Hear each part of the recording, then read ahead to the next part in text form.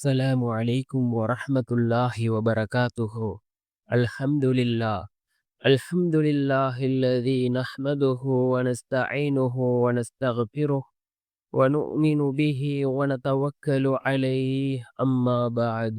அன்பிற்குரிய அல்லாஹ்வின் நல்லடியார்களே, அன்பு சகோதரர்களே, நாம் தொடர்ச்சியாக பார்த்து வரக்கூடிய துஆக்களினுடைய திக்ருகளினுடைய தொகுப்பில் இன்று நாம் பார்க்க இருக்கின்ற விடயம் என்னவென்றால், இன்றைய தினம் ரஜபுடைய மாதம், பிறை 27 மிஅராஜுடைய தினம்.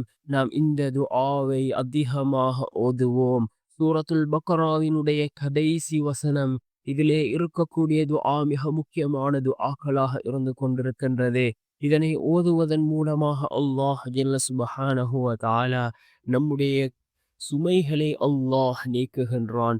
கவலைகள் கஷ்டங்களை அல்லாஹ் நீக்குகின்றான். அது கடனினுடைய சுமையாக இருந்தாலும் சரி, அல்லாஹ் அனைத்தையும் நீக்குகின்றான். தேவைகள் அனைத்தையும் பூர்த்தி செய்து தருகின்றான். அந்த அளவுக்கு சிறந்த அற்புதமான ஒரு துஆவை தான் நாம் இன்றைய வீடியோவில் பார்க்க இருக்கின்றோம். அன்பார்ந்தவர்களே, அல்லாஹ்வின் நல்லடியார்களே, அதிகமானோர் நம்முடைய சேனலை சப்ஸ்கிரைப் செய்யாமல் பார்த்து கொண்டிருக்கின்றீர்கள். நீங்கள் சப்ஸ்கிரைப் செய்து லைக் இடுவதன் மூலமாக நமது சேனலில் உள்ள வீடியோக்கள் இன்னும் பல சகோதரர்களுக்கு கொண்டு போய் சேர்க்கப்படும். அவர்கள் அதனை பார்த்து பயனடைந்தால் அதற்குரிய கூலியை அல்லாஹ் உங்களுக்கும் வழங்குவான்.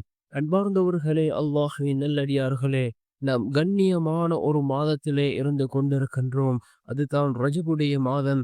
ரஜபுடைய மாதத்தின் இறுதி கட்டத்திலே நாம் இருந்து கொண்டிருக்கின்றோம். ரஜபுடைய மாதம் பிறை 27 ரசூலுல்லாஹி ஸல்லல்லாஹு அலைஹி வஸல்லம் அவர்கள் மிஅராஜுடைய அந்த பயணத்தை மேற்கொண்ட நாளாக இருந்து கொண்டிருக்கின்றது. இன்று இலங்கையை பொறுத்தவரையில் பிறை 26ஆக இருந்து கொண்டிருக்கின்றது.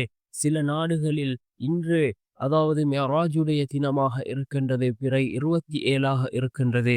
அன்பார்ந்தவர்களே, அல்லாஹ்வின் நல்லடியார்களே, இந்த துஆவை அதிகமாக ஓதுவோம். அல் குர்ஆன் கூறக்கூடிய துஆ, சூரத்துல் பக்ராவிலே இடம்பெறக்கூடிய ரப்பனா என்று ஆரம்பிக்கக்கூடிய துஆக்களில் சிறந்த ஒரு துஆவாக இந்த துஆ இருந்து கொண்டிருக்கின்றது.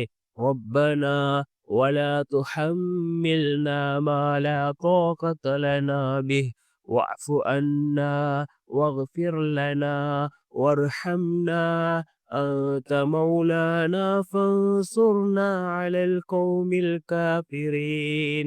ربنا ولا تحملنا ما لا طاقة لنا به واعف عنا واغفر لنا وارحمنا أنت مولانا فانصرنا على القوم الكافرين.